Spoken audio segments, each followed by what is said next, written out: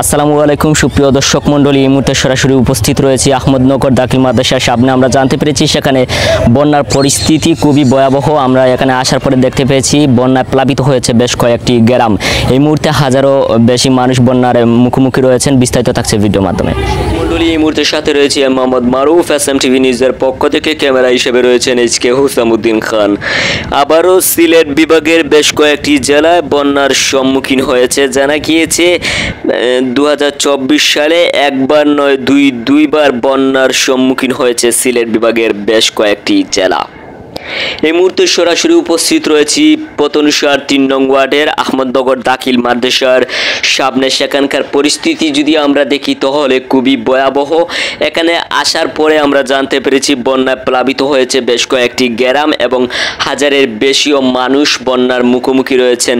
শুধু 3 নং পতনসার ইউনিয়নই না, মৌলভীবাজার সহ চৈত্রঘাট শমশেরনগর সহ বেশ কয়েকটি জেলা বন্যায় প্লাবিত হয়েছে এবং সেখানকার পরিস্থিতি খুবই ভয়াবহ। রাতের আধারে ধীরে ধীরে পানি প্রবণতাটাও বেড়ে যাচ্ছে। রাস্তাঘাট অতিক্রম করে ঘরের ভিতরে পানি প্রবেশ করতে শুরু করেছে নানান গ্রামের ভিতরে।